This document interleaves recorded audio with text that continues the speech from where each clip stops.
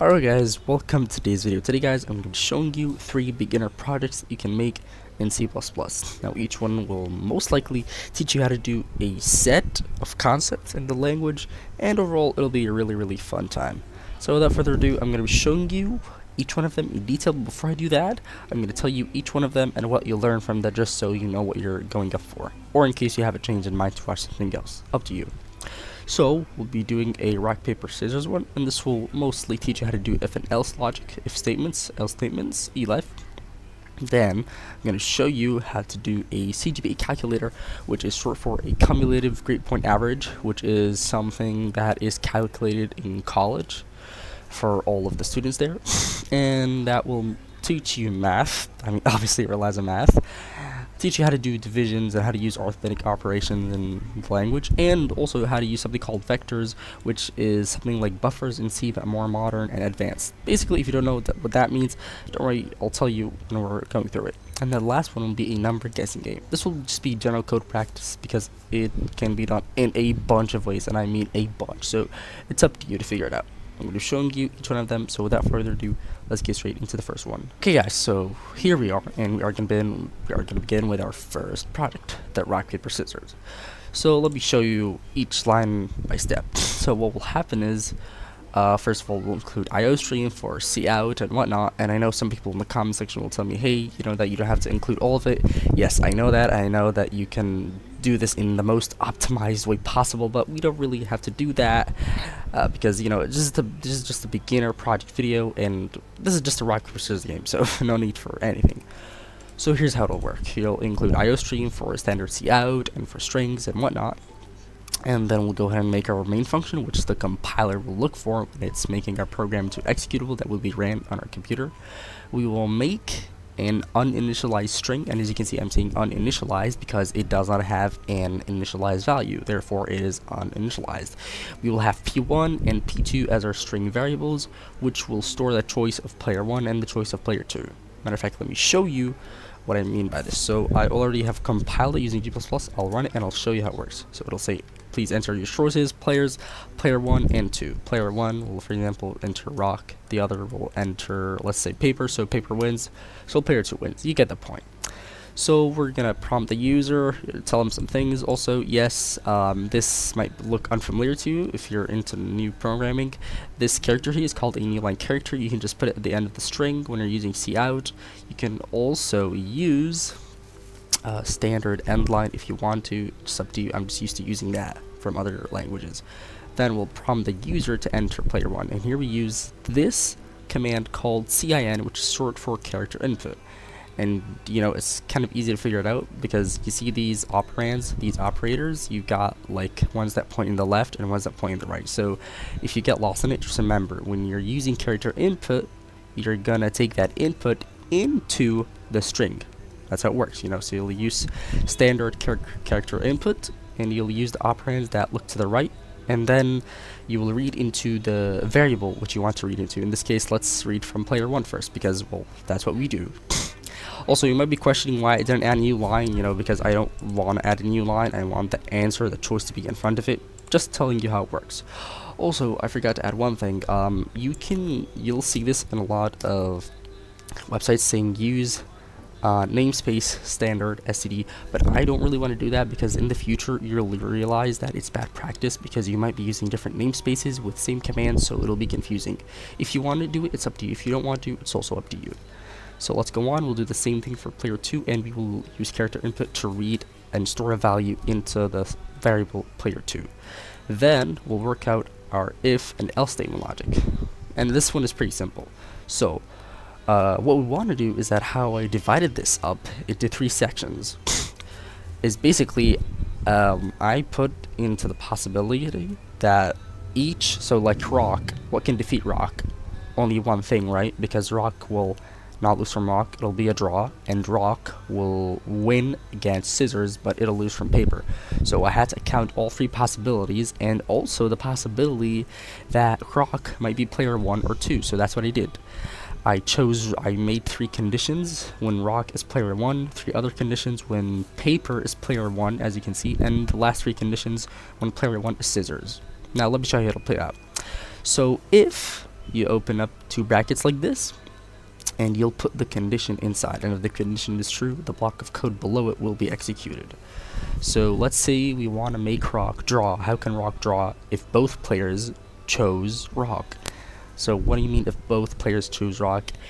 If the variables that we have already read into using character input have the value of rock. Now you might be confused here, but what if the player enters a number? It won't work. It won't work, and I'll tell you why. Basically, whatever you read into string will be this data type.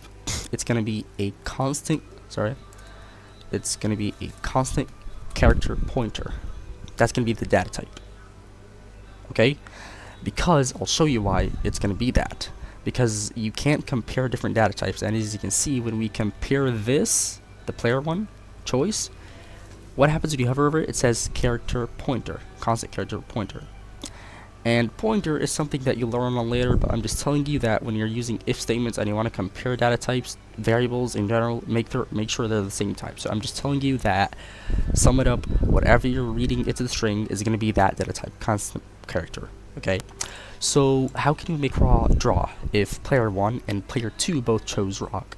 So basically you'll use the compare operator, and remember this is a compare. Don't mess up and do equal, because if you do equal, you are forcing the program to think that it does actually equal that. But no, we want to compare. So we'll use the compare operator, which compares the value stored into things. So this logic here, the statement, this p1 equal rock, is basically comparing the value in both, the value in p1 and the value in the string. So if we enter rock, if p1 actually is compared with rock, and p2, this is another operator, and which means that if you use this, both conditions must be met for the block of code below it to be executed. So if player 1 compared with rock and player 2 is also compared with rock and is true, then we'll use standard cout and print out to the player, hey, you just did a draw, and we can actually prove this. So if you run the binary again, we'll do rock, simple as. Now to the next one, it's going to be the same logic over and over again. Okay, but what if you want to make rock win? Sorry, what if you want to make rock lose? Okay, well, the only way that rock can lose if he goes up against paper. And how can we do that? Well, we're going to also, we can't use else here because there's going to be only one else that will execute like a block of code, and then the program will exit, so we don't want to do that. So we use an else statement that runs an if statement. You'll see that it's mostly called elif, but like there's actually no such thing as elif in C++. There's actually something like that in Python, but you get the point. You run an else that will execute an if. You get it? Okay, so back to here, we're gonna simply do this just so you guys understand what we're doing. Basically, we're gonna say, what if you want rock to lose? Well, in order for rock to lose, player 2 has to win. So how can we make player 2 win? Well, who can defeat rock? Paper. So player 1 is gonna be compared with rock, and player 2 is gonna be compared with paper, so paper wins. And we can prove this actually right here. Choose rock, paper. As you can see, the logic worked out. Now let me tell you what happens behind the scenes here. This will be read out to the console, and then this will be read out, and then we will be prompted to enter a value into P1, and that's what we did, and then player 2, and then we read that, and then the program will think, is player 1 compared with rock? Yes, but is player 2 compared with rock? I don't think so. So it's gonna skip that, run over to the next condition. Is player 1 compared with rock? Yes. Hey, what about player 2? Is he compared with paper? Yes. So we will execute this block of code. Simple as. And you'll keep doing that for each and every single player, and I'm pretty sure you understand the logic here. Now, yes, you'll do this for, okay, what if you want rock to win? Well, the only way that rock can win, if no, he doesn't go up against himself, no, not against paper, which he lose against, but instead against the one he'll be able to defeat, which is scissors. And we'll follow this exact same logic over here. Paper, he needs to go against himself to draw. In order for people to lose, he has to go against scissors. In order for paper to win, he has to go against rock. Same thing with scissors. Against himself, he does a draw. Against rock, he will lose. Against paper, he will win. And else, if none of these conditions are met, well, you're going to be out of possibilities. Let me show that to you. Let's say if you enter 1 and 2. What the hell is that? That doesn't work, Kai. No, that's going to print out a draw.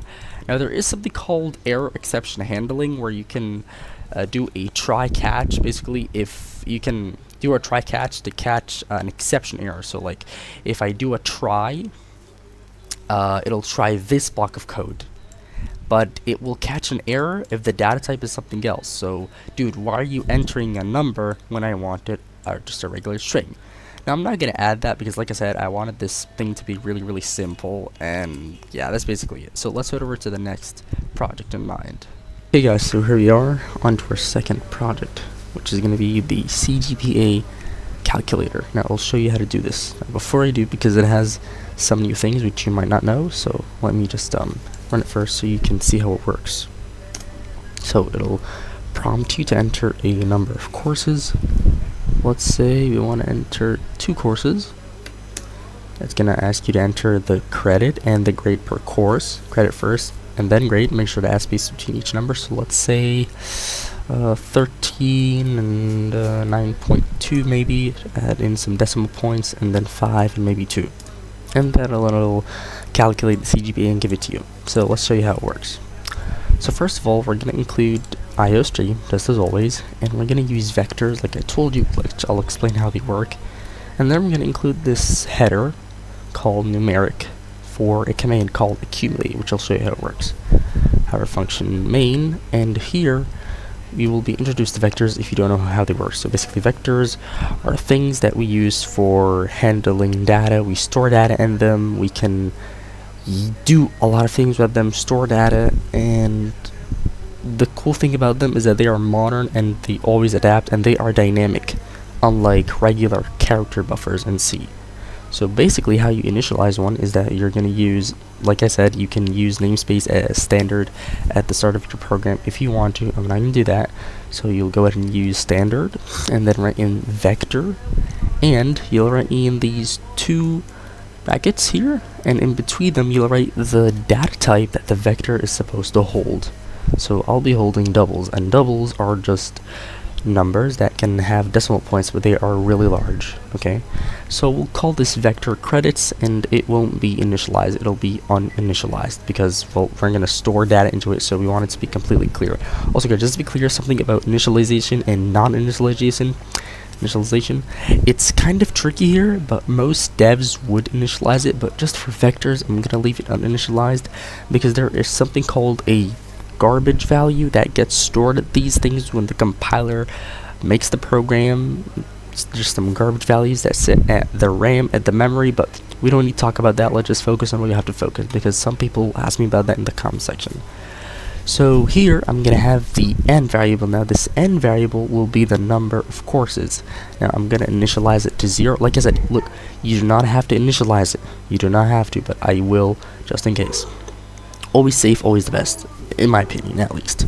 Tell me what you think in the comment section. So we will initialize it to 0, and you'll say, but wait, if it's 0, well then won't it just accept 0 here? No, because when you read into it, you're going to change its value. We're going to overwrite the value for the variable.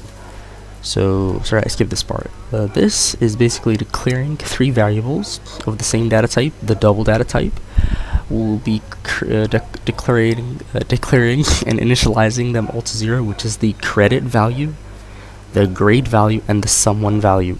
I'll show you how they all work. So now that we have the number of courses, we want to make a for loop. Why? Because we're gonna execute this thing a number of times. Now you can do this using a while loop, but the first thing that came to my mind when making this was a for loop, to be honest. It's almost up to you. All up to you, sorry.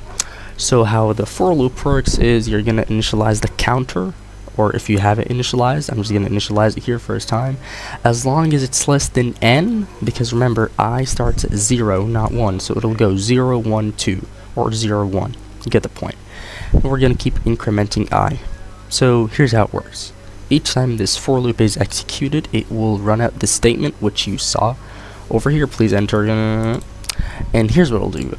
Once it does that, like I said, credit first, then grade. So we will use character input with credit, which is going to be the number for each course credit. Remember, per course, and I'll show you how to calculate the CGPA.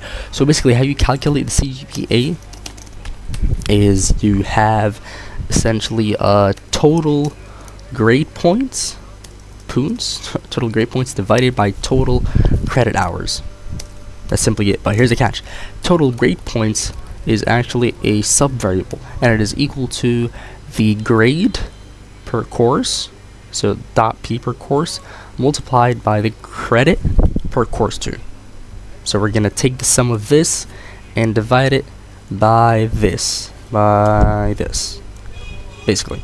So let's get back to it. Alright, so we're gonna read into credit, and here's where the vector part comes in. So we're gonna tell me, okay, so we have read into credit, how are we gonna gather them in the vector so we can take the sum of the credit hours and divide by them? So I had to do that.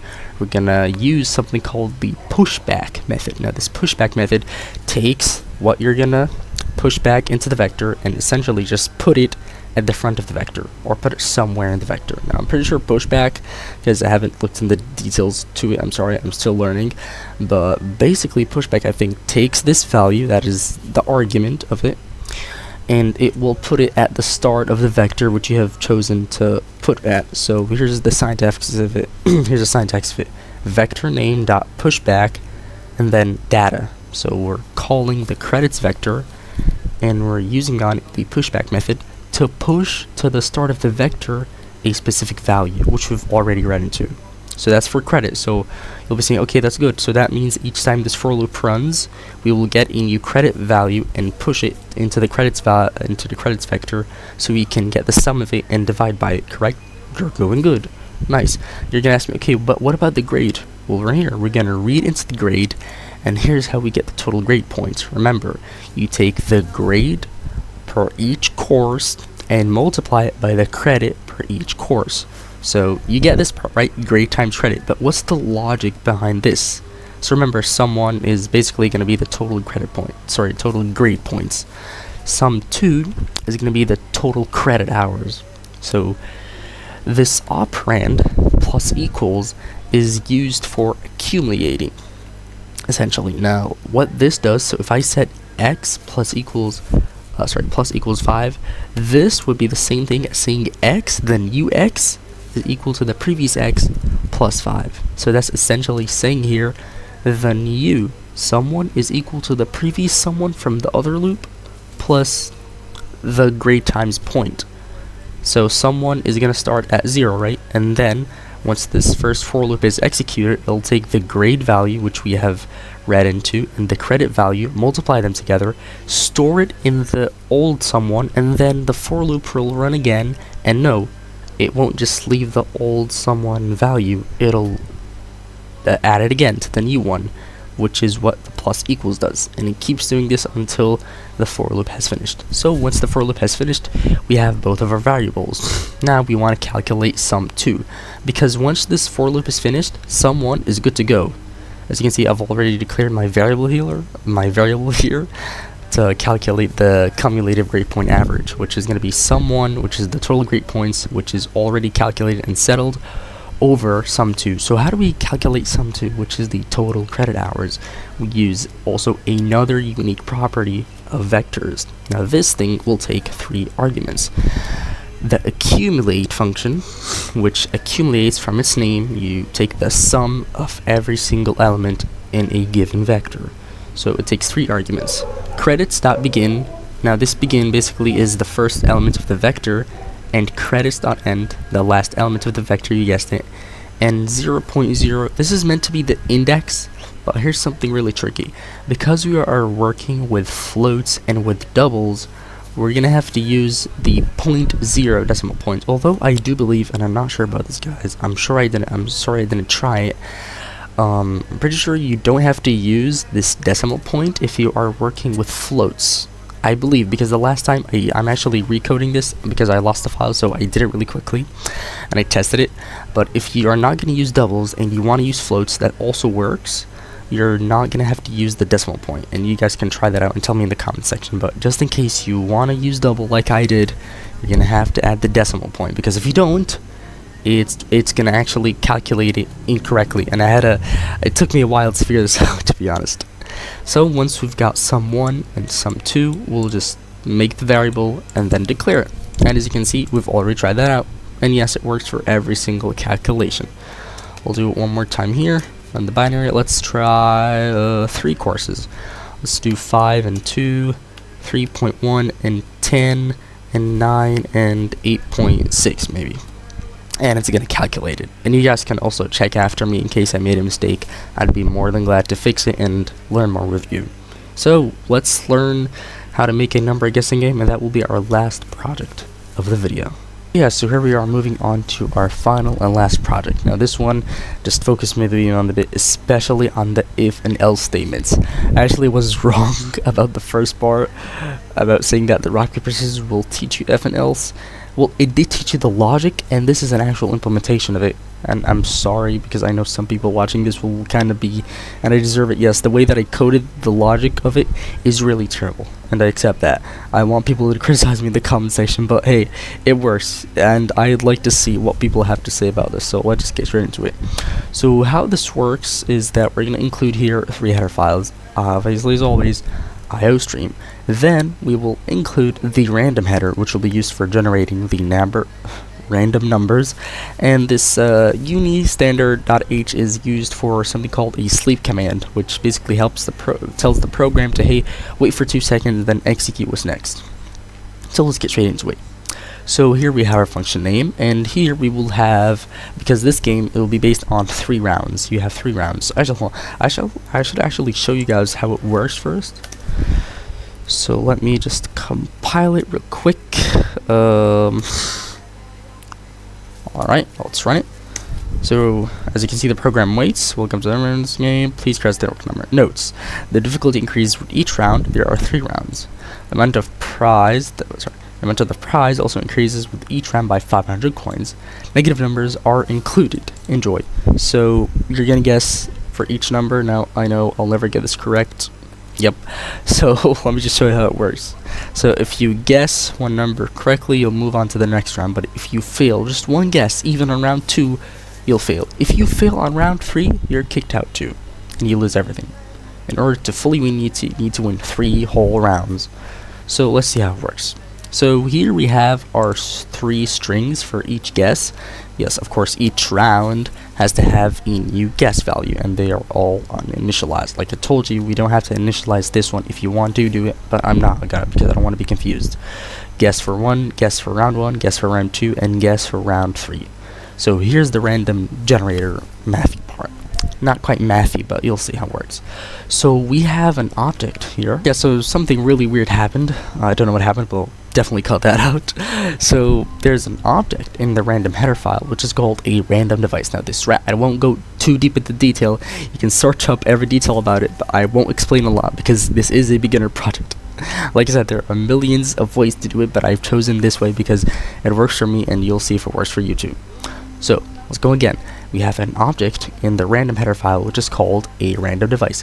This random device is hardware based, means it uses your hardware to make something called a seed value, which will seed a generator, which will be our actual generator object. So just so you know, we will need this random device because this random device hardware thing will make a seed value, and the seed value will be given to the generator so it can work. Yes, it's dependent.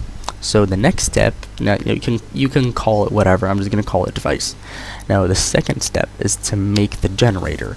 So how you make it is by using this object. This is called a meta-tranvis, something like that. It was a meta-tranvis, something like that, but basically it's called MT19937 generator. It's a meta-tranvis. It was something like that. I can't remember its name. You can also search it up. So this is a really high quality random pseudo number generator, which in fancy terms will be our random number generator.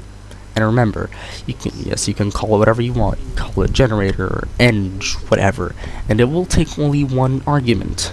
That argument is our random device seed generator, the random device seed value, which will, in this case, is called device.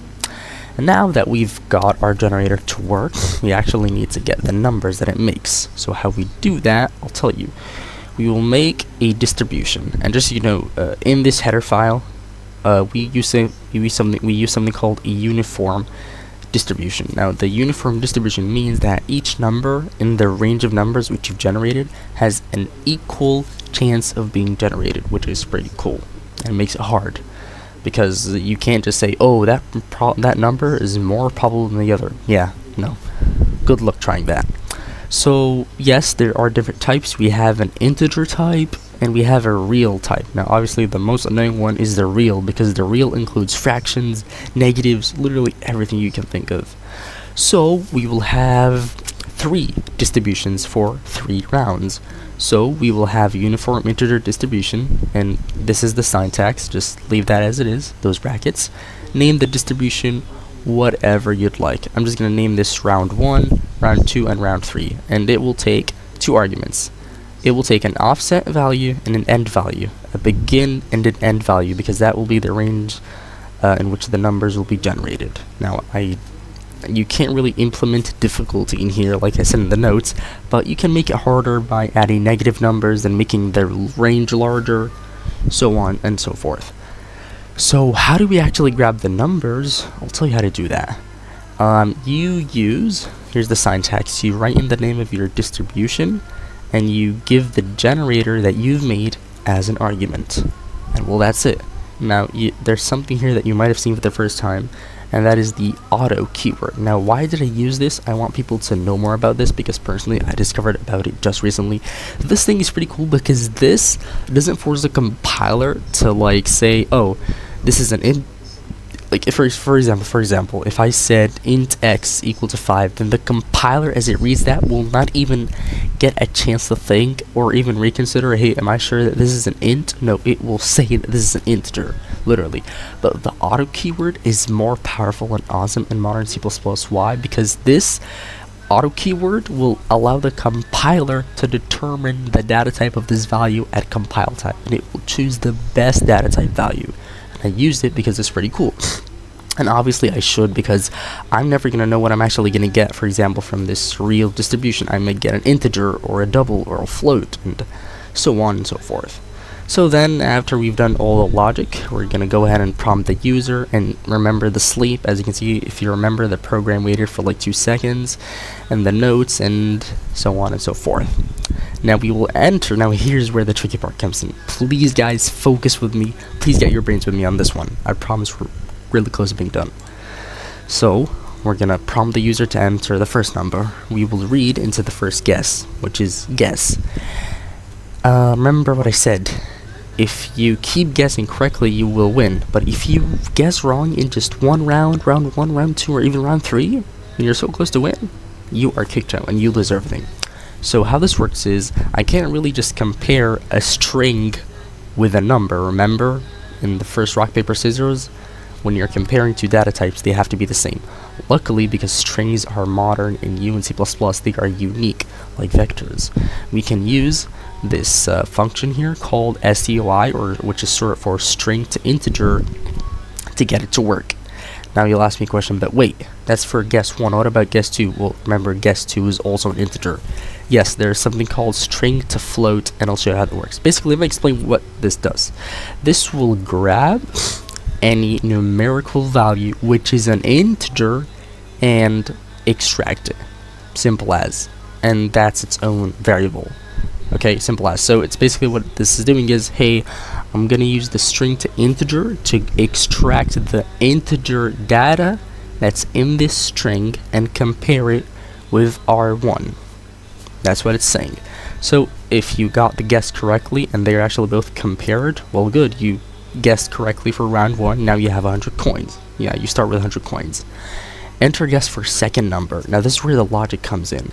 I didn't really think of a way to like see how to like continue, like, hey, if I win, how am I gonna continue doing this? And I thought of a way, hey, why don't I just use typical old nested ifs? Now please excuse me on this, but this was the way that I thought of, and I know that there are better ways, but just hear me out and let's see what you guys think. I know it's not as good, but hey, it's just a simple game. Tell me what you think.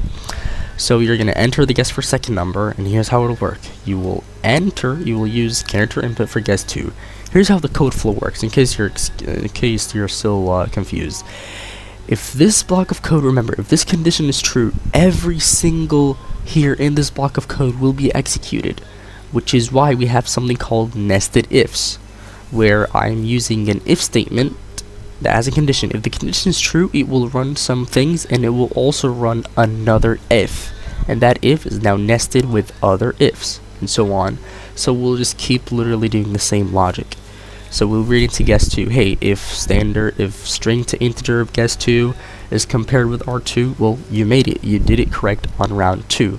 But wait, shouldn't you be asking a question right now? What happens if we guess it wrong? Where's the else statement? That's where it comes in, pal. This is where indentation actually comes in, which is why I like Visual Studio Code, because you can, like, for example, I want to write an else to R1, because like this is what's cool about nested ifs, is that every if has its own else, remember. So we have our first if here. We need to find its yellow parentheses so we can write for its own else. And hold on, where did it go? I lost it. Crap. Well, it's gonna be this one. It's gonna be this yellow one. So it should be. Yeah, I think that's it. Yeah. There it is. Right? Wait, let me zoom out a bit. Zoom out even a bit more. I need to find the yellow parentheses for this one. There it is. Yeah, that's it. So if this is true, it will execute. But what if it's not? It will execute this else that's over here, down here. Now I did the nested ifs, so they're together, and the else's are together. So here's the first else for the first if. Sorry, wrong guess. And this exit 0 command, basically it exits out of the program. It completely just destroys it. It kills the processes for the program and shuts it down. Okay, so it doesn't execute any other thing in the program. Okay, so it will do exit, and this takes a void, a number. In this case, it'll be 0, so it can exit the program. So then we'll do the same thing for statement 2 for round 2, and as you can see, here's the same parentheses, else, so I guess exit 0.